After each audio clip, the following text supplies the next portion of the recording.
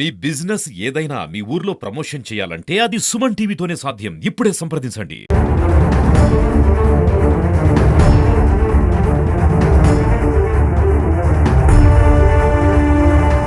గంగాధర్ నెల్లూరు నియోజకవర్గం వెదురుకుప్పు మండలం యనవలమంద గ్రామంలో ఉన్న కొంతమంది మహిళలు, వారితో కూడా కొంతమంది పురుషులు కూడా ఉన్నారు.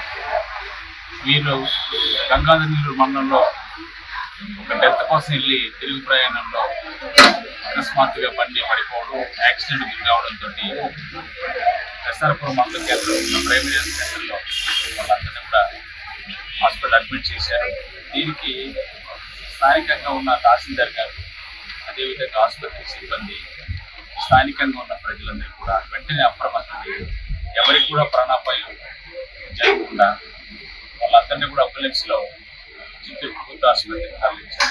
నిజంగా కూడా ఈ విషయాన్ని కూటమి ఎమ్మెల్యే డాక్టర్ థామస్ గారి దృష్టికి కూడా తీసుకెళ్లారు.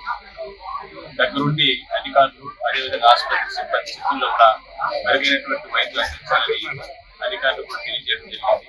నిజంగా కూడా ప్రభుత్వంలో ఎక్కడ ఎలాంటి ఇబ్బంది జరిగినా వెంటనే స్పందించేటువంటి అధికారగణం ఉండటం, అదేవిధంగా ఇక్కడ తీసుకెళ్లినటువంటి ప్రతి ఒక్కరు కూడా క్షేమంగా వాళ్ళందరూ కూడా ఇంటికి చేరుకోవాలని మేము భగవంతుని కోరుకుంటాము.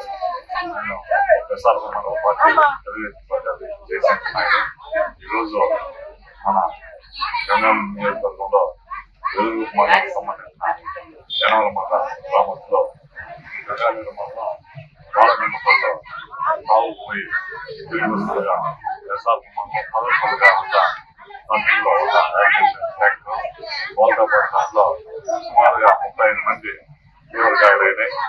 మన ఎమ్మెల్యే గారు విషయం తెలుసుకున్నాడు. పోయి ఆయన కార్యాచరణ మేరకు నేను కూడా ఇక్కడికి వచ్చి మన ఎస్ఆర్పురం మండలం ప్రాథమిక ఆరోగ్య అధికారులతో వాళ్ళంతా కూడా చిత్తూరు ప్రభుత్వ ఆసుపత్రికి 106 అంబులెన్స్ తీసుకున్నారు.